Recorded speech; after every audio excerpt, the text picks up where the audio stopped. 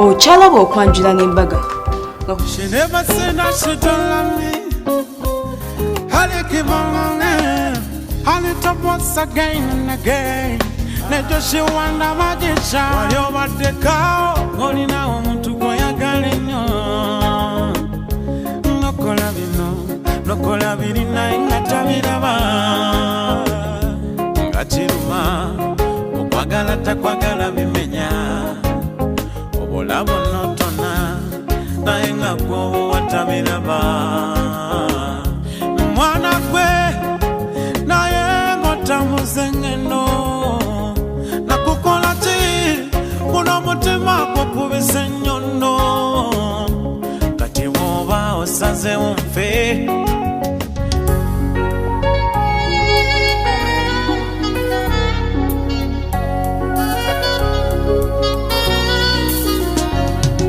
Katonda bw'akuwa omuntu gw'osiimye kibanga ekirooto. N'omutunuulira nga yenna omwewulira era akusanyusa. Reception bagikwatidde mu maka ga mwami era nga bwe bafunidde n'ekye bayita lunch. Ngano yeyo laavu eringa troje mpulira mbuyimba.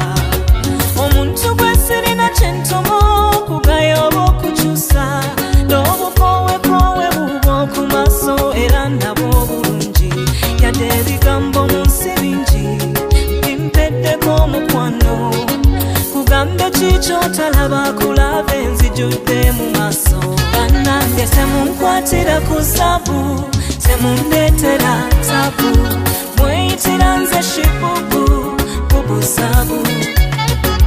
Temunkwatira ku zaabu, temundeetera taabu. Mweyitira nze shibubu, bubuzaabu.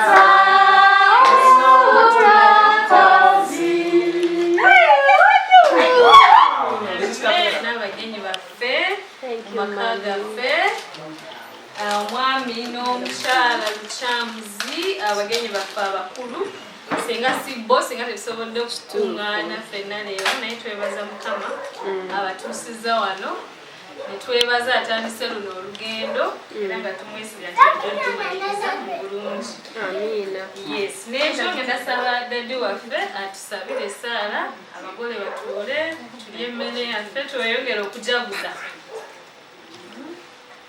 Attention. Amiina. Kama wakisa twagala nnyo atuwadde omukisa guno ogw'okutuuka ku lunaku lw'abaganda baffe abaana baffe Steve ne Barbra. Steve akyonna n'ettendo tuweereza Mukama. Alinnya ne mu ngeri endala ate nandyagadde okukola okutwala omukisa guno okwaniriza abagenyi baffe abalala abatuuseko wano omulundi gwabwe ogusooka era nga balinnya okujja Kama bampira omukisa abagenyi babananga abagenyi baffe mwebala okubonera mwebala okuba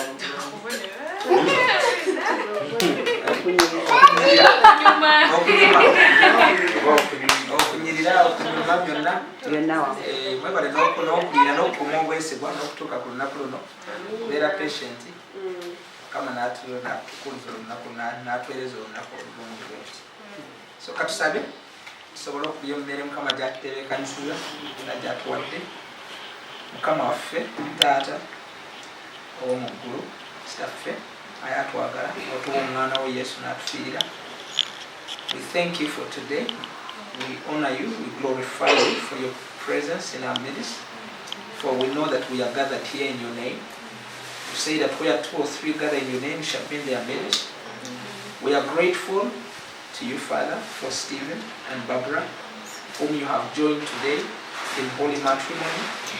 We are grateful that you have given us the privilege to share together in our family, in our home, as brothers and sisters in our Lord, as people that you have chosen today to be a part of of celebrating the life milestone of these 2 people, and for that we are grateful. We ask you for your blessing even in every other proceedings beyond this moment. We thank you for the far you brought us. We thank you for the safe travels and the journey masses. We thank you for making it possible and providing for us something to eat. We thank you for our parents that have raised us up to this day. We thank you, Father God, for our siblings, our brothers and sisters who are here representing many others. Even we thank you for those who were not able to make it. But we know that wherever they are, we are one in spirit with them because of you, O Lord.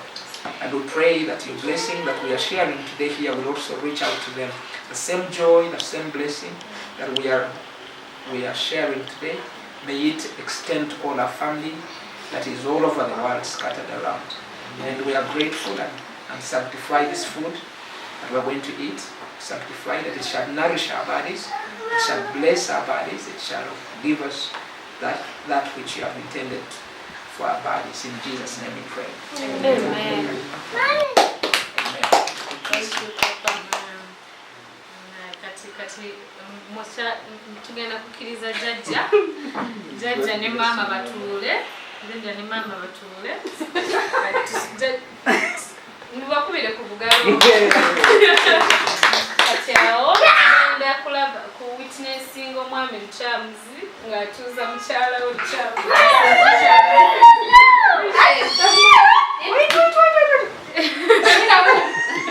Shalom. Shalom. Please wait. Wait, it has chili. Wait. Wait.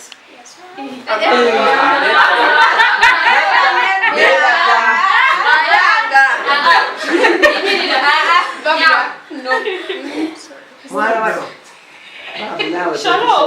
Shalom.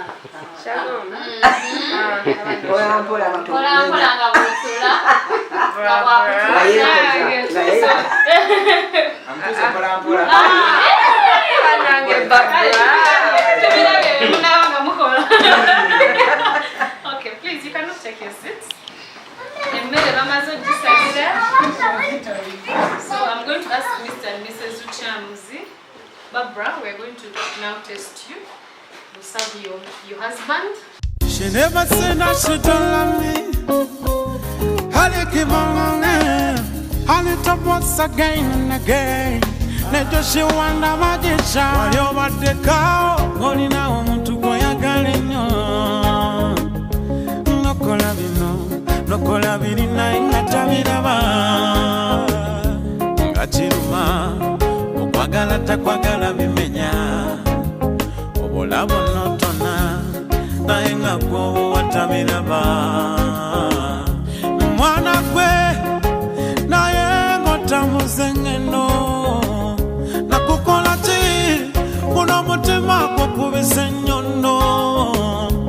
Kati bw'oba osaze wumfe ndiwa kufa mwatu kuno mutima gwange teguli kuta wala n'omugwe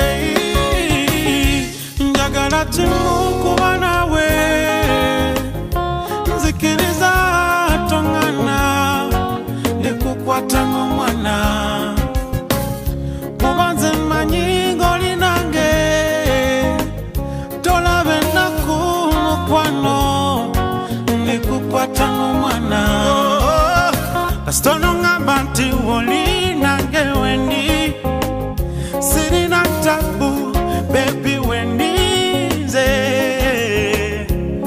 kati bisigadde mu mikono kyonna kyogamba sigane bambi njagalako nange bone okuluma omwoyo ddala laavu kyekyo kyotonkolera ba otadde mu misanvu oyagala fero namanya omukwano kumenya gundi mukifuba guntulidde saba ntikula bebi bweweka ayinza okukakanya obulumi buno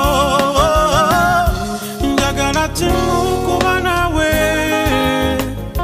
nzikiriza tongana ndikukwata ng'omwana kuba nze mmanyi ng'oli nange tolabe ennaku mukwano ndikukwata ng'omwana